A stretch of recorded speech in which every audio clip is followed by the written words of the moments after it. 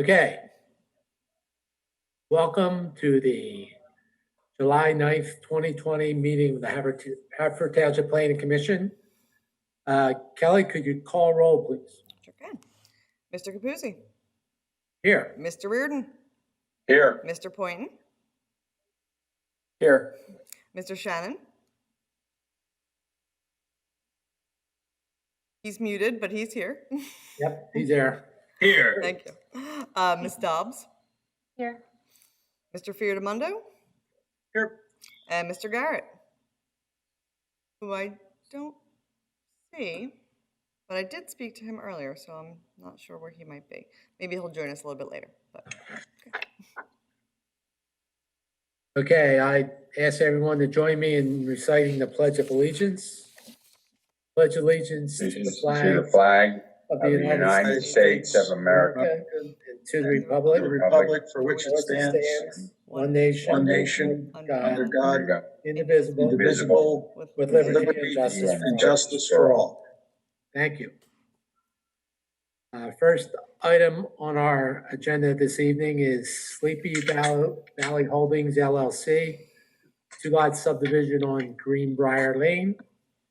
I see Mr. Spizzato is here, although we can't see him, and Christian, the civil engineer for the project. We reviewed this plan our last meeting. I know a couple of the planning commission members reserved comment or questions until they had a chance to see the grading and stormwater management plan. Chris, why don't you bring us up to date on where we stand right now with the plans? Good evening.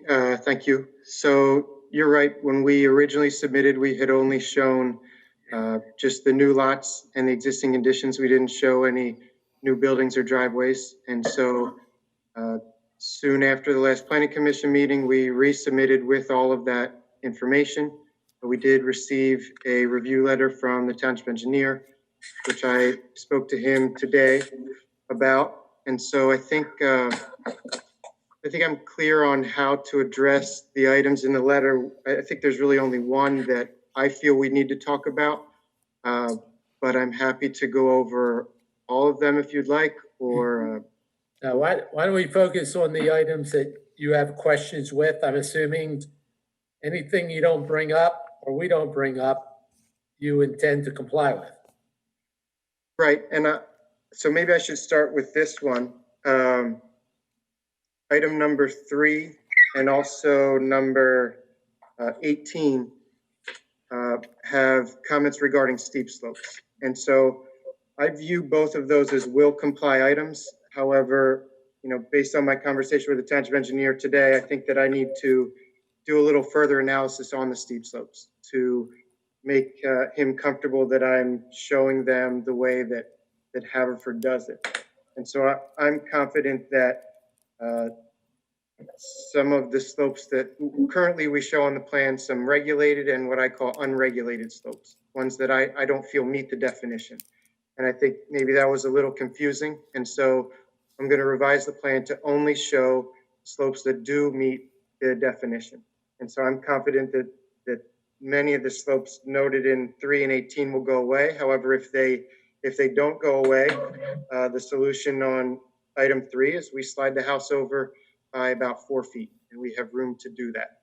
In item 18, we just need to show that we're under the permissible percent of disturbance, and I'm confident we can do that as well. So I want to note both of those as will comply, but they need a little more work.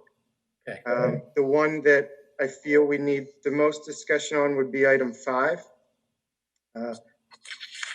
It's okay, I'll read it. It says the proposed drive, and in fact, I'm going to share my screen so that you can see the plan while I read it.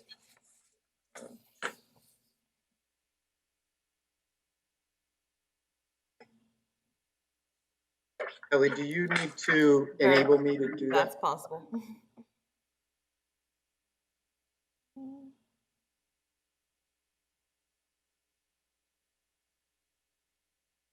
I should be, oh, no, there you go.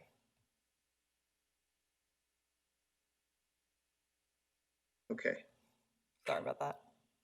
no problem. So hopefully you can all see my screen now. Yep. I'm going to zoom in. This is the first sheet of the plan set that is mostly just the layout. It does show a little grading. I'm just going to read this comment. The proposed driveway for Lot 1 is in close proximity to the intersection of Greenbrier Lane and Westgate Road. Per township design standards, the intersection of any driveway with a street shall be at least 30 feet from the edge of the paving or curb of that street's intersection with another street. The edge of the driveway is approximately 18 feet from the curb line on Westgate Road. The applicant should evaluate an alternative driveway configuration. And so I talked to Mr. Faulkner today, and basically, if you could see the little hand on my screen, this is the edge of Westgate Road that is closest to the new driveways. And if you draw an extension to that line, you end up somewhere in this point, which is about 18 feet from the new driveway. And so the code asks that, or requires that it be 30 feet away.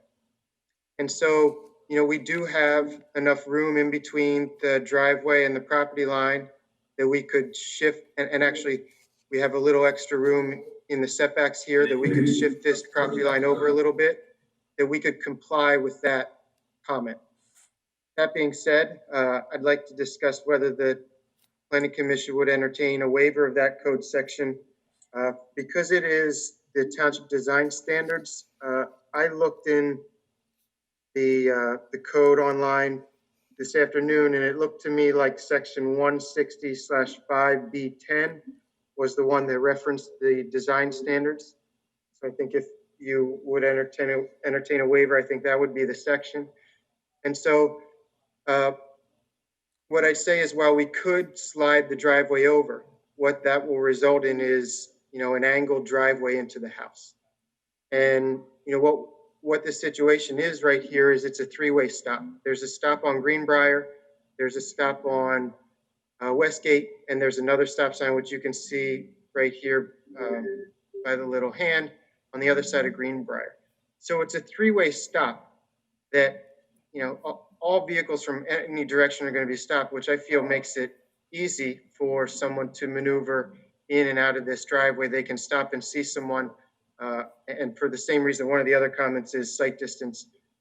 We'll add that information to the plan, but the site distance is fine.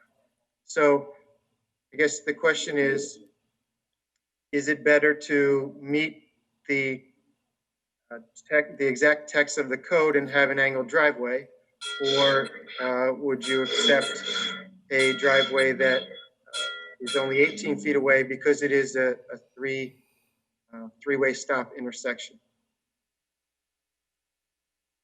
And I do have, can you see, I opened up Google Earth, can you see that? No. No, okay, so maybe I need to stop sharing and share that instead. Did that work? Yes. Okay, so this is looking at the vacant lot here. This is the neighbor's house. This Watch Children sign is actually in the location of the new driveway for lot 2. So you can pretty clearly see down to the right. You can see there's a stop sign right here on Greenbrier. And if I get closer to the intersection, you can see a stop sign right there. Minivan stopped at the stop bar on Westgate, and there's another stop sign right there on Greenbrier. And so that other driveway would be coming out somewhere in this location right here. Okay, I'll put my 2 cents in first. I always thought that design criteria was more important for a driveway adjacent to a street on the same side of the lot. In other words, if you were developing on the other side of Greenbrier, then that 30-foot or whatever that separation distance is, 30 feet, is more important, having the driveway a certain distance from the intersecting road. Since you're across the street from that intersecting road, I don't see it being as important. Also, if you look at the driveway for 201 Greenbrier Lane, it's probably closer than the driveway that you're proposing. So That's what I would suggest is that you you move the driveway as far to the right as you can. It looks like you can move the house about 3 or 4 feet to the right. Move the driveway with it.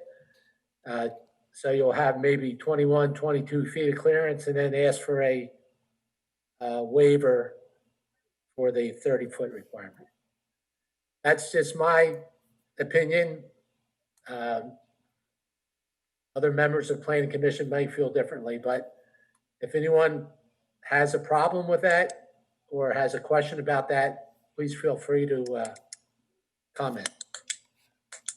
Just to let you know, and this is Chuck Reardon,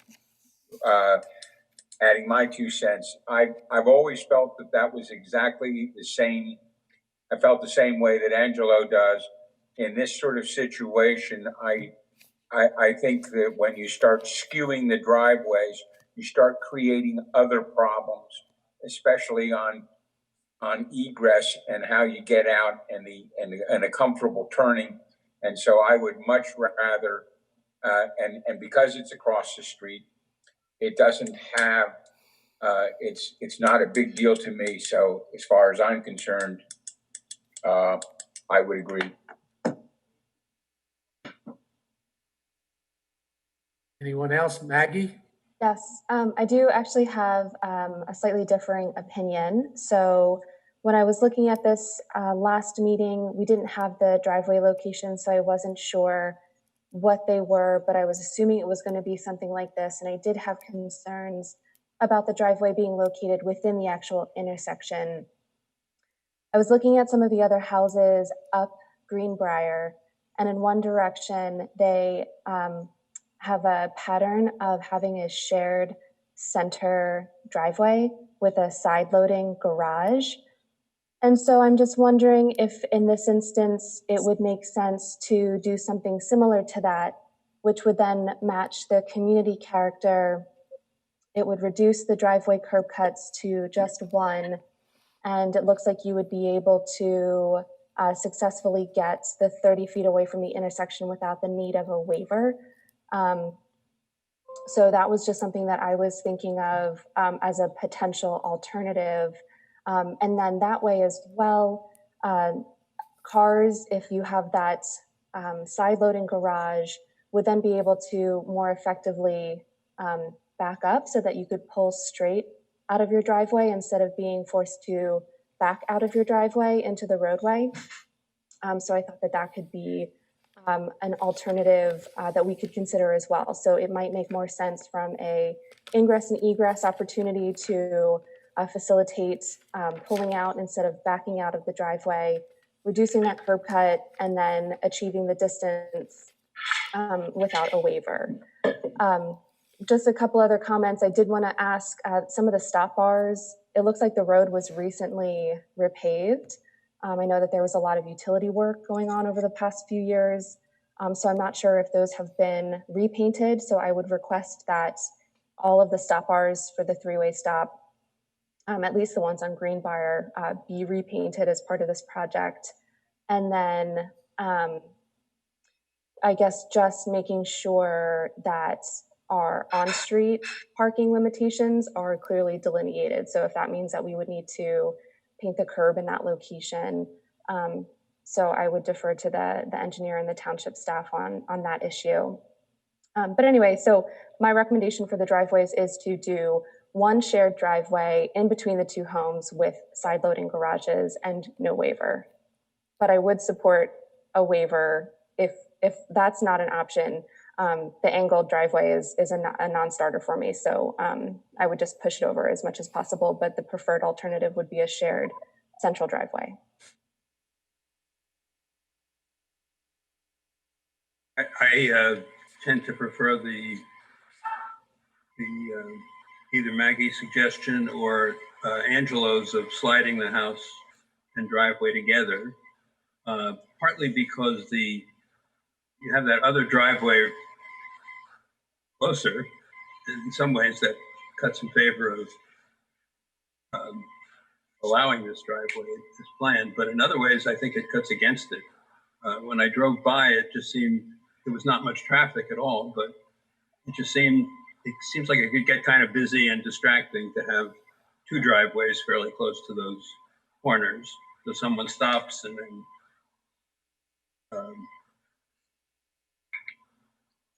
person pulls out of one driveway and then the stopped car goes and people get antsy and then someone's coming out of the second driveway. So I would prefer that there's a little more space between them.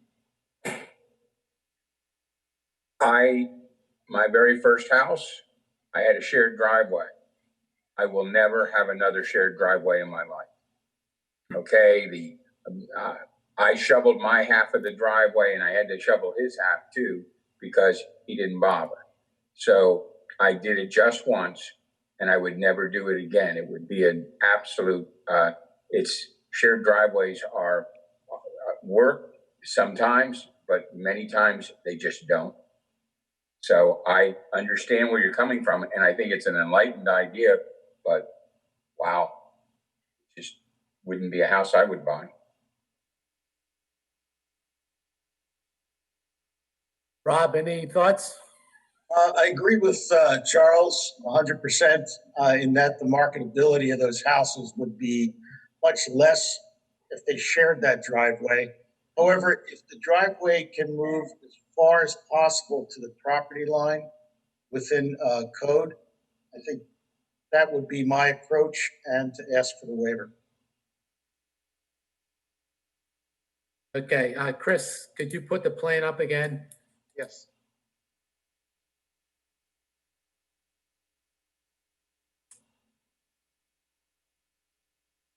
Okay, the only problem I see with a side-loaded driveway or garage is I don't think there's enough room to do that, given the proximity of the house and the property line. You normally need about 20 to 25 feet to have adequate room to pull into a side-loaded garage and then back out of it.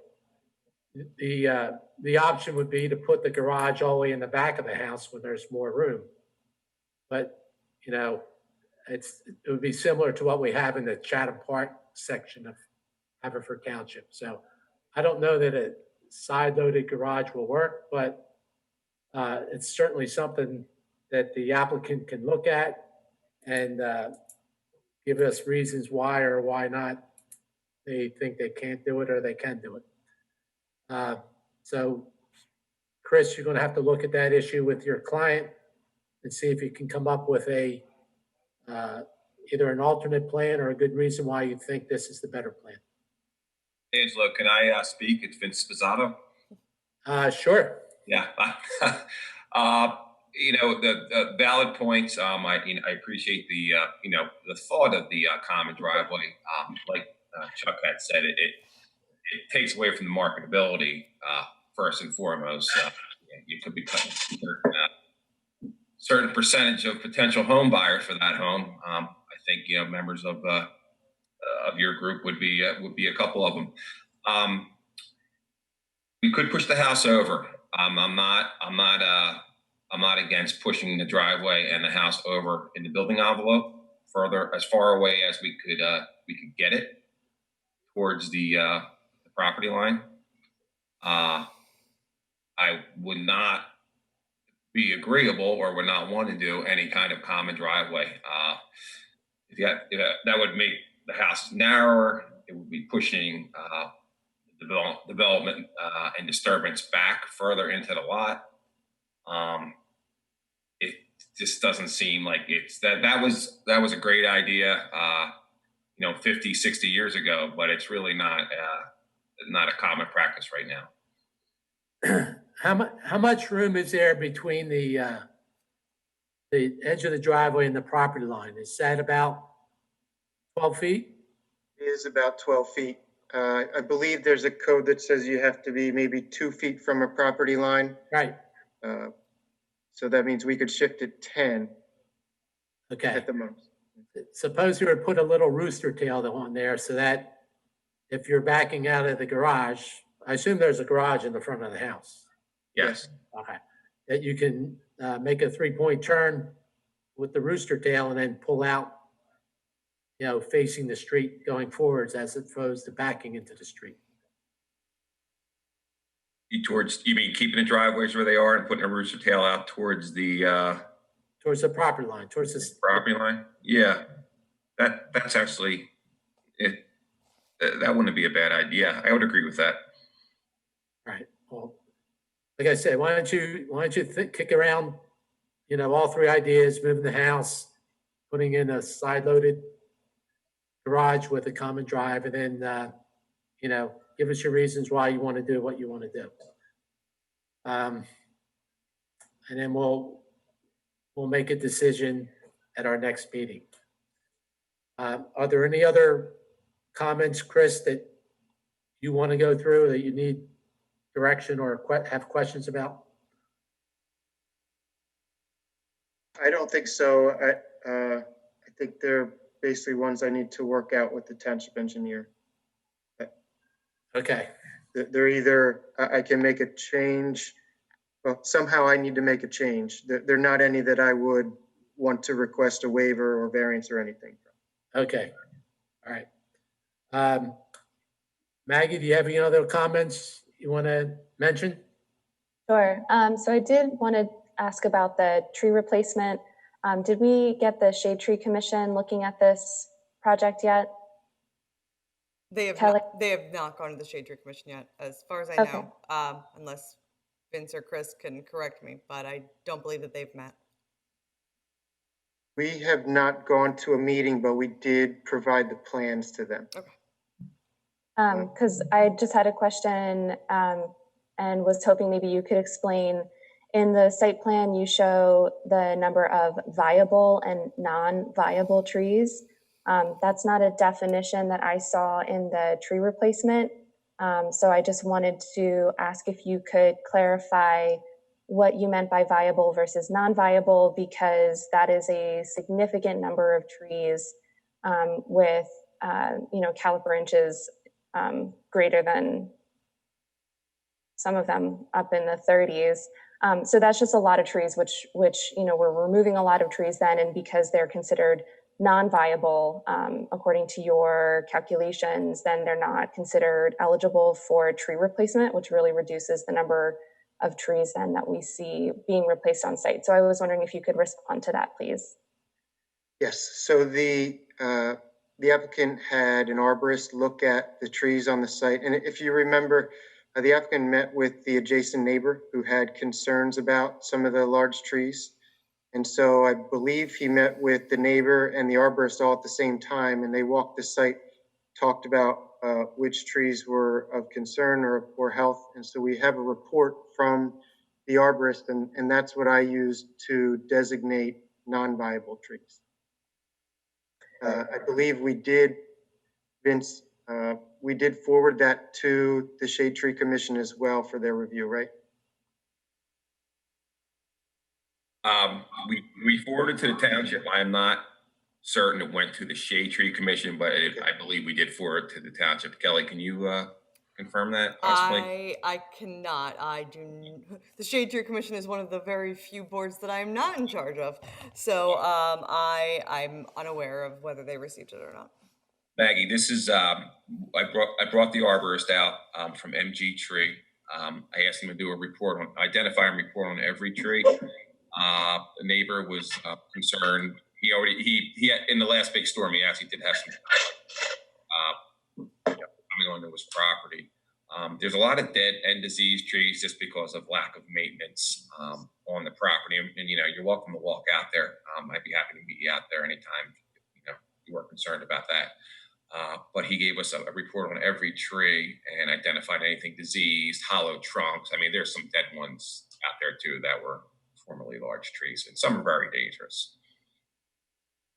Okay, I'm no arborist myself. I just wanted to make sure that we had a couple other eyes on this and some feedback, especially from the Shade Tree Commission, just because, again, there is nothing in the code that specifies, viable versus non-viable in terms of calculating the tree replacements. So it's not necessarily a question of whether or not these trees are healthy enough to stand, but just which ones we are including in our calculations for the tree replacement. So I would just want to have the Shade Tree Commission, I guess just making sure that we include in our minutes that the Shade Tree Commission reviews this and weighs in on this viable versus non-viable in terms of calculating the replacement.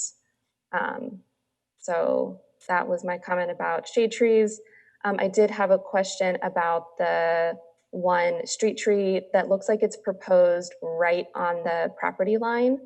And I have just seen in many communities some issues with the future maintenance of street trees on property lines because it becomes the maintenance responsibility of the property owner. And when it straddles the line, there becomes questions of who actually maintains it and owns it and replaces it if it gets torn down. So I would suggest shifting it, since it doesn't seem like a shared driveway is in the cards, shift that street tree there one way or the other. I would say probably shift it over to lot 2, maybe, to get it a little bit away from the driveway for our site distances, just so that it's clear that it belongs to that one property, just for maintenance in the future. So we're not squabbling over whose property it's on.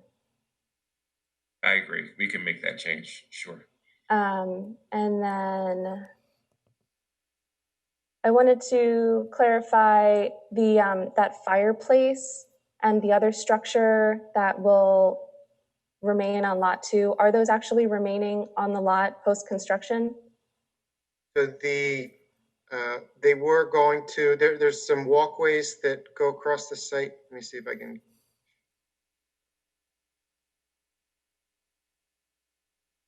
Can you see this sheet? Yeah, with those pink walkways. Yeah, so those are all to be removed. We were going to keep that building in the fireplace, but after discussion with the township engineer about the spreader, we had the spreader below that fireplace, and he wanted to pull it back away from the steep slopes. That we're just going to remove that fireplace to give us a little more room to put that spreader up here a little further. Okay, so I guess in the next iteration, I would just make sure that we indicate that that is to be removed. And then the remaining structure, I suppose, is going to stay then, that other. Yeah, it has- that outbuilding will stay, yes. It's Okay. like studio, sure. Okay, I think that one of the trees actually fell on the fireplace in that last storm, or one of these fireplaces, so it's damaged beyond repair. okay. Yeah, I didn't see a removal on those, so I just wanted to clarify if those were going to stay. And then just 2 quick things. I didn't see on the site plan, there is a requirement in the Saldo for a recreational use area. In the R5 district, it requires 30% of site area to be reserved for open space or a fee in lieu. I'm not sure if this is a discussion that you've had with the township yet.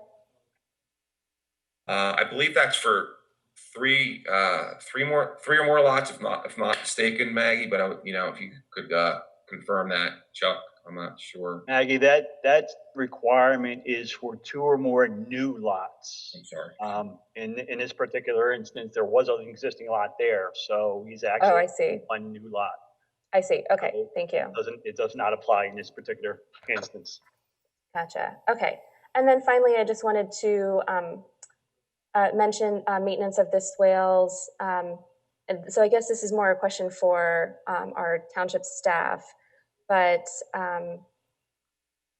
the stormwater management facilities, the spreaders and the other infrastructure that's being installed is going to be the responsibility of the property owner. And I do know that that should be included in the deed.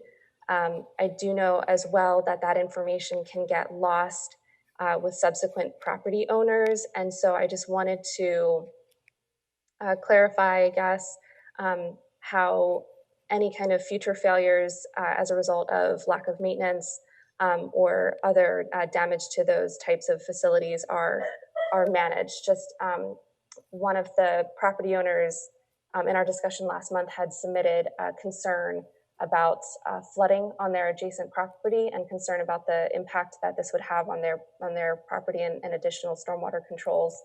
So I just wanted to ask what the kind of fail-safes are that we have in place to protect adjacent property owners from the installation of these two new properties, and just kind of what happens with maintenance if the new property owners of these two new lots fail to do their duty.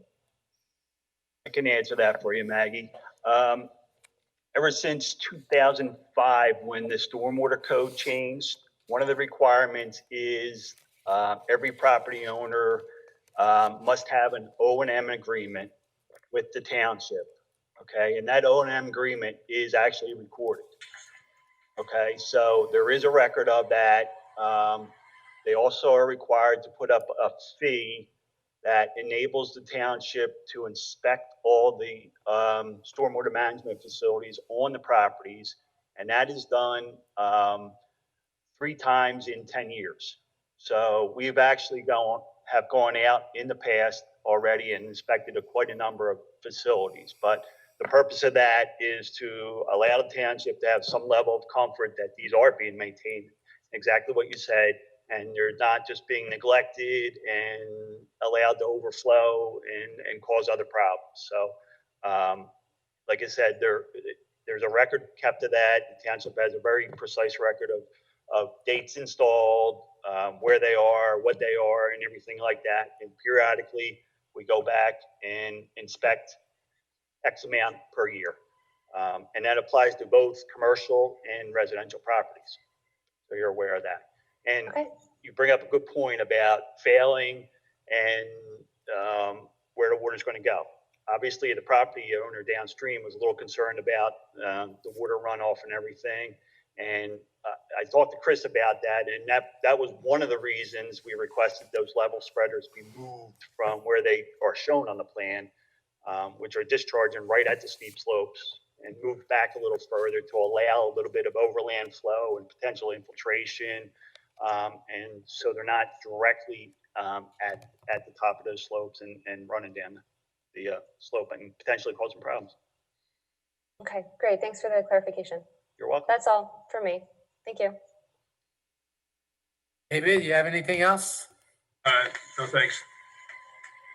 Rob? Oh, thank you. Mr. Reardon? Well, a couple of, one quick note.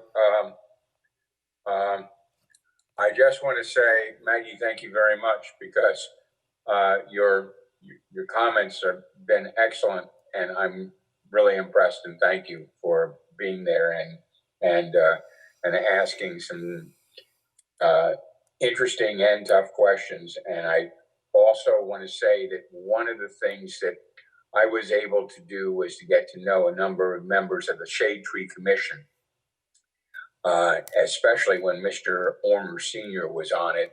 And because I'm involved in Pennsylvania Horticulture Society to the level that I am, one of the situations is that a dead tree is not considered viable.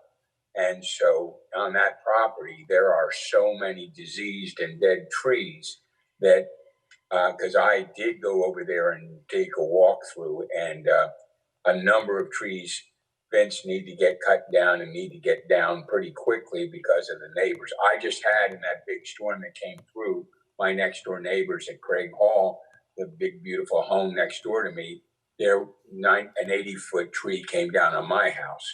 So they then subsequently took down 6 other bad trees, but the damage to my house that I had to take care of was over $5,000.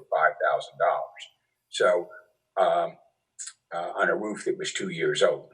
So I just want to point out that neighbors have a difficulty in dealing with some of these things, and one of the outcomes is that when a neighbor gets a letter from your lawyer that says, from now on, it's on your insurance company and not mine anymore, those trees have to come down in a different manner by state law in the state of Pennsylvania. It's considered negligence and not an act of God. As long as that hasn't happened, you pay for anything that comes across the road. It's your problem.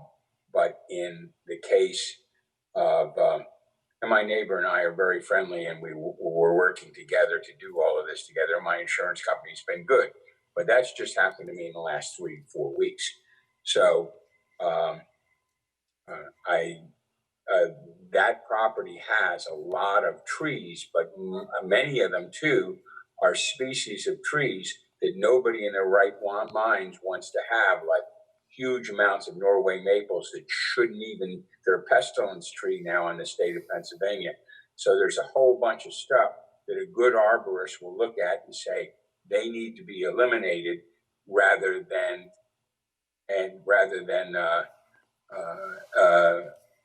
endeared to the property. So it's just a really, but the Shade Tree Commission, I don't think since the pandemic has met, and they need to somehow or other get together so that they can, in fact, address this.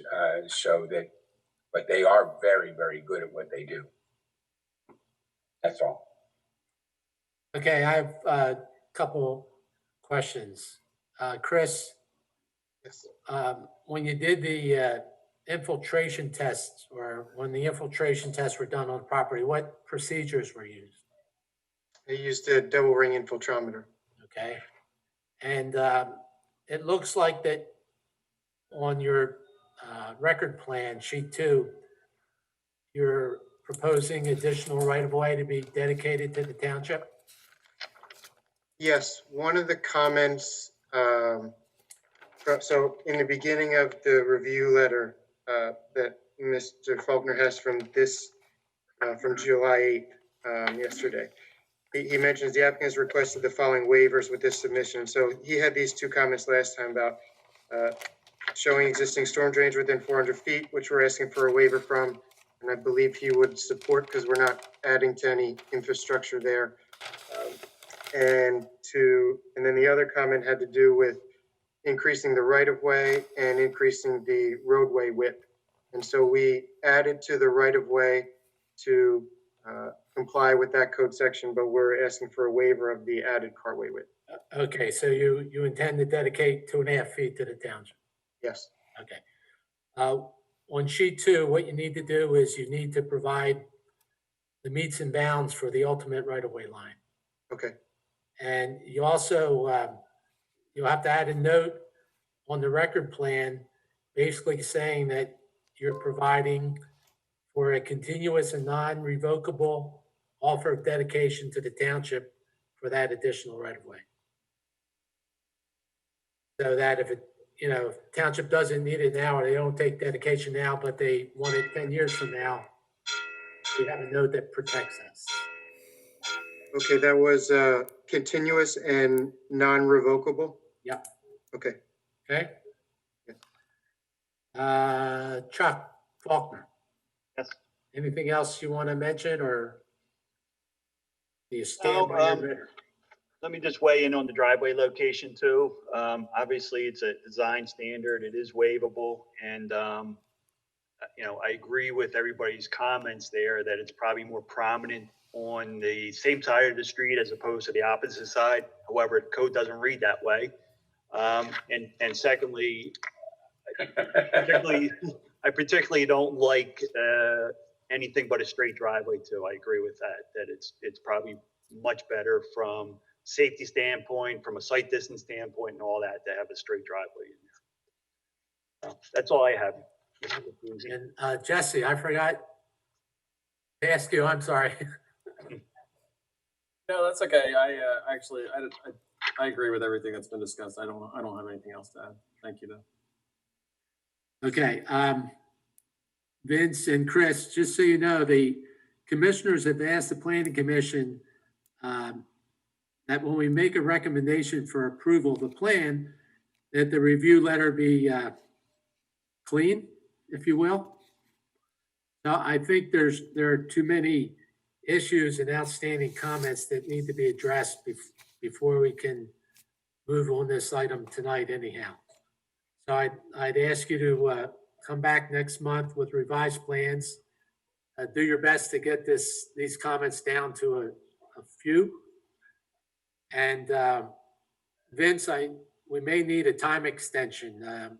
I'm not sure if the commissioners can act on this plan before September, since we only meet, our next meeting is August 13th, which is after their meetings in August. So if you could give Kelly, send her an email or something approving a time extension, at least through September, say, that way we don't run afoul of the Act 247 requirements.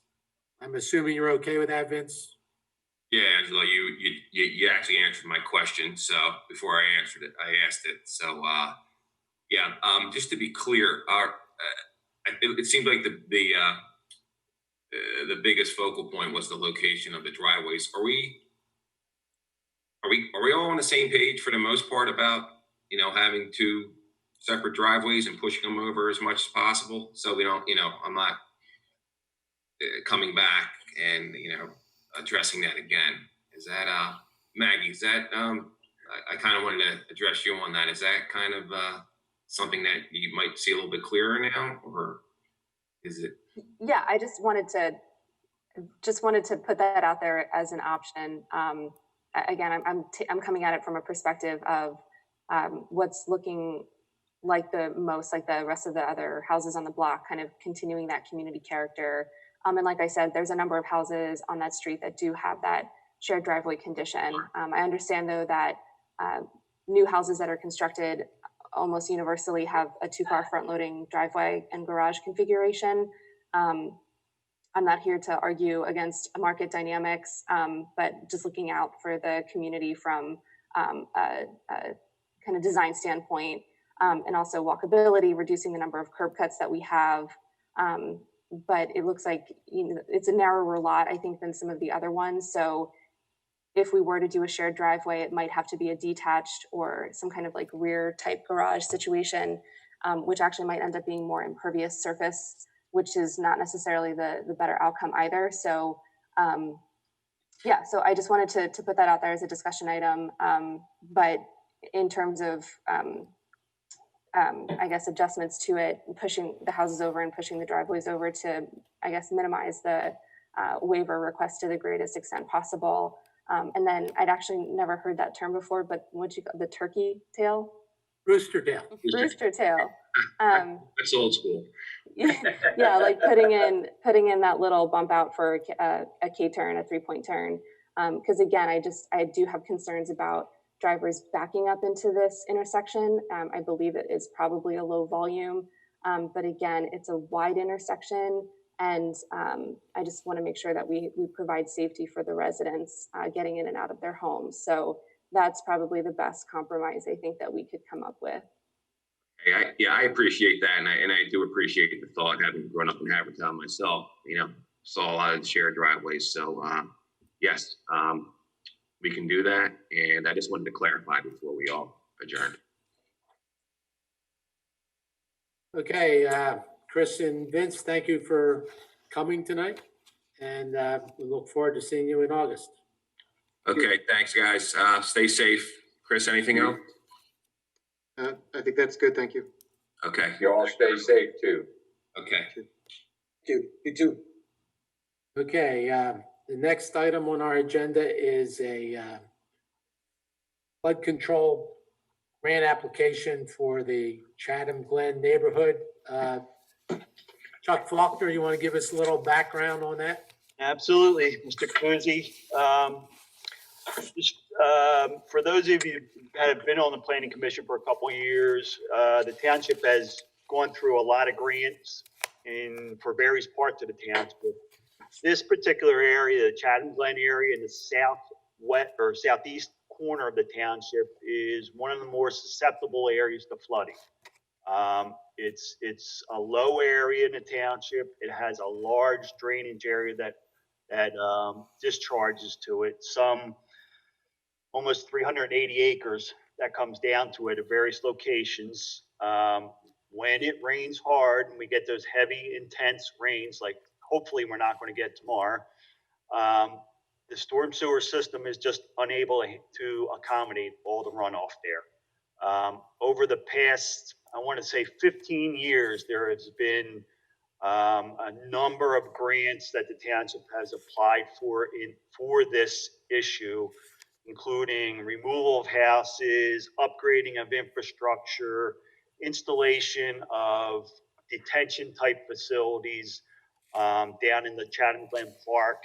And unfortunately, we've only ended up getting, or the township has only ended up getting one, which does removed one property down there that had some chronic flooding properties or problems. And in totality, there's probably easily 5 to 10 properties that do get some level of flooding when this occurs. So the township is continuing to pursue these grants. They're DCE, their Department of Community and Economic Development grants. They've been successful in the past and with other aspects of it. So what this is a grant, an H2O grant to upgrade the infrastructure, the storm sewer infrastructure through that particular area. As of right now, that infrastructure cannot handle a 100-year storm.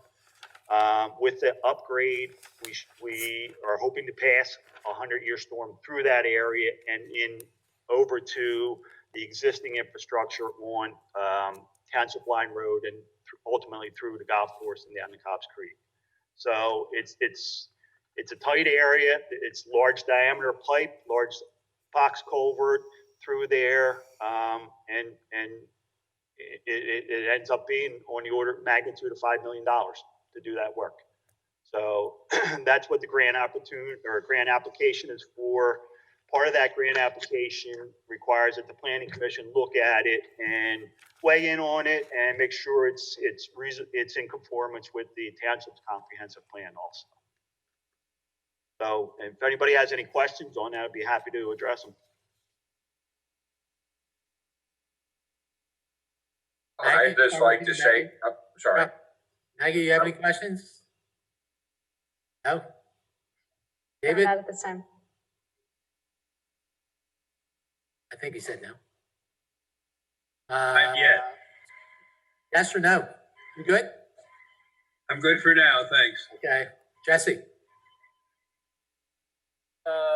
No, I recall the last time we did one of these grants for the house to be removed and thought it was obviously a needed thing then, and it seems to be a continued need as these storms are getting worse and worse. So I would look forward to hearing a little bit more about it from the rest of you. But yeah, it seems like a good grant to pursue. Okay. Rob? I'm just curious, what's being planned to do? I mean, are they going to increase the sizes of the pipes in the area to handle the runoff, or what are they going to do for $5 million?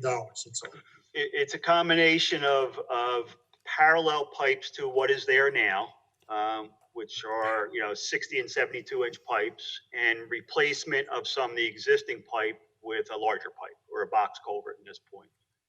So yeah, it's an upgrade for capacity. Sure. Yeah. Well, we've been here since I've been on the Planning Commission. I bet we've been here 3 or 4 times now, and I have to say that it's amazing how many 100-year floods we end up having nowadays because of the change in the environment, and possibly one tomorrow. So the answer to this thing is that if we can, each and every time we can do something, and Chatham Park was you all don't remember it, but unfortunately I do remember it's being built, and it was a project for veterans after World War II, and the houses were and the area that was developed, they never had the right kind of infrastructure from the get-go. So it's been a problem from the very beginning, and the houses down at the bottom, they are really at risk.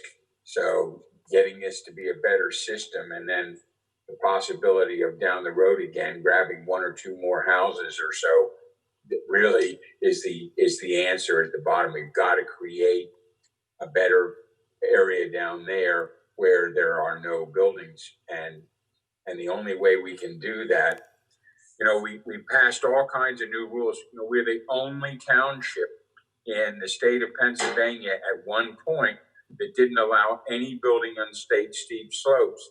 I can remember Lori Hanlon Whittup saying every other year, whoever was in charge of doing this would say, what are your rules about building in steep slopes? And we said, we don't have rules for building in steep slopes because you're not allowed to build in steep slopes. And they said, well, but the state says you have to have rules. Well, you don't if you don't allow it. And Haverford Township has so many steep slopes. We have been dealing with this for a very long time in a very positive manner. So yes, anything we can do, I'm all in favor of. I'm sorry, I do have one question. What's the match requirement for this grant? The match requirement ends up being about 15%, which ends up being $1.6 million, I believe, is what it came to. And actually, this grant has already been applied for. We're sort of doing this retroactively, but the manager has had communications with the DCED people and about that match and everything, and that's going to be one of the agenda items on the commissioners meeting on Monday. Chuck, do you prepare the applications?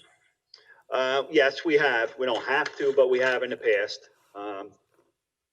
We end up actually doing a lot of them together. In addition, with this application, I think we did 3 others. One being what's called a small water and sewer grant, which was an application to install a detention facility in the Chatham Gun Park, an underground facility. Again, focused at trying to reduce some of the volume and increase some of the capacity in this area. Anything we do here, short of removing everything, is incremental to the area. I don't know that there's one ideal solution to this, but the township is pursuing all options, from trying to take houses out of harm's way to upgrading infrastructure to everything else that we could possibly think of to do something. That's a tough area. Are the existing pipes all late 1940s? Some have been upgraded a little bit, but I would say they're not far off that vintage. Early 50s, some of them. Yeah. And part of what's the issue here is when this, like Mr. Reardon was saying, when this community was developed, there were no zoning laws. There were no subdivision and land development was in its infancy, and what we see there today wouldn't be allowed in today's world or under today's laws. So, small correction: our zoning code has been in effect since 1925. Well, it wasn't as robust. No, it definitely was not as robust. I apologize. I'm assuming there's going to have to be utility, like road work, done after the pipes are repaired and replaced, and is that being coordinated with a larger road maintenance repair plan? Well, what the plan you're looking at, Maggie, is a concept plan. This is large infrastructure. We know we're going to have utility conflicts. Pretty much everywhere where a pipe crosses somebody's lateral, somebody's gas service, something's going to have to be moved. But we realize that it's not something we got to deal with right now. Hopefully, if we get a grant or get a portion of it, we can address that. But it's understandable. And yes, when you're putting this diameter pipe in, you're going to rip up the whole road, likely the curbing and everything else. So it's a lot of work. Chuck, I have one question. Do we need to do any coordination with Upper Darby Township on this? Yes. Okay. It will have to be coordinated with Upper Darby, and it also will have to be coordinated with the state of Pennsylvania. Township line is a state highway, so that culvert in there, there'll be some analysis that'll have to be submitted, demonstrate it can handle the flows. And does Upper Darby know about this application? I don't know that they've been directly notified of this application. And look, we don't have anything yet. So it's simply a grant application right now. I'm sure if the township does end up to be fortunate enough to get some type of money, we will absolutely coordinate with Upper Darby. Okay. All right. Anybody else have anything? Do we know when we're going to hear back about the grant application? The grant applications get reviewed. They go to the Commonwealth Financing Authority, which is the authority that controls the money in the state. That actually is, I believe the meeting is within 2 to 3 weeks. They get a recommendation from staff as to what projects they would recommend, and then they vote on that, and within a week or so, usually when they meet, they are able to issue that. So to answer your question, I would say, hopefully within a month and a half to 2 months at most, we'll know something, whether we got it, whether we didn't get it, or a portion of it, or what have you.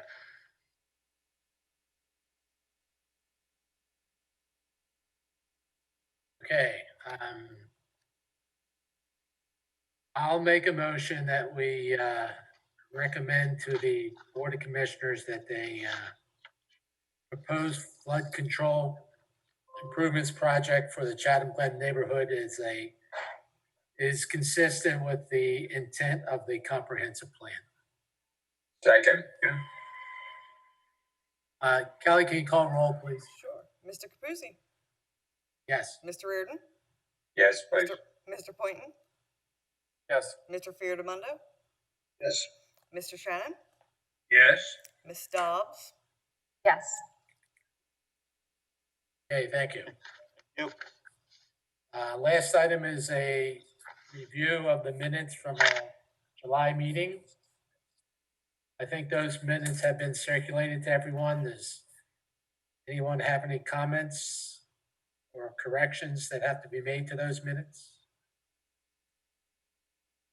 I move that they be accepted as modified and distributed this afternoon. Second. Second. Kelly, call roll, please. Mr. Capuzzi? Yes. Mr. Reardon? Yes. Mr. Poynton?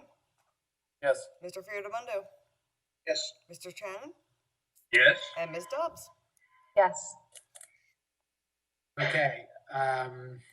Kelly's working on a letter to the zoning board regarding the project for the facility on Eagle Road.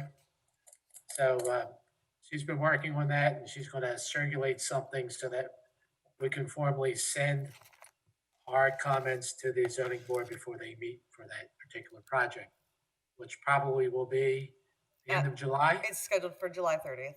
July 31st. 30th. 30th, okay. So look for something in your mailbox in the next couple weeks, I would think. And then we get our, what I'd like you each to do is focus on the particular areas that you have a concern with, okay? Whatever you feel is most important in your mind, focus on that, and then we'll put all those thoughts together. So hopefully we'll have a letter with 7 nice comments in it. Okay? All right, good. Our next meeting, it looks like it's going to be on August the 13th. It'll probably be for at least for the subdivision plan that we looked at. I'll entertain a motion to adjourn unless someone has anything else they want to mention or bring up. Kelly, you're not sure if it's going to be remote at that point, because I will be out of state. So if it is remote, I can attend. But if it's in person, I will not. Well, I hate to to make any predictions, Predictions, especially yeah. with cases seem to be on the rise, and we're not sure where we're going to be a little over a month from now. So I'll keep you informed. We very well could be meeting like this again, but I'll let everyone know once we're a little bit closer. Okay, thanks. Okay. And can we do like the Phillies and have cardboard cutouts of each of us set up so that? Whatever you'd like to do. All right. Okay. That's good. I'll make a motion that we adjourn. I'll second. Thank you. All in favor? Aye. All right, thanks, guys. Be Okay, safe. thank you. Thank Bye-bye. you. Take care, everybody. Bye. See Take you, care. everyone, and good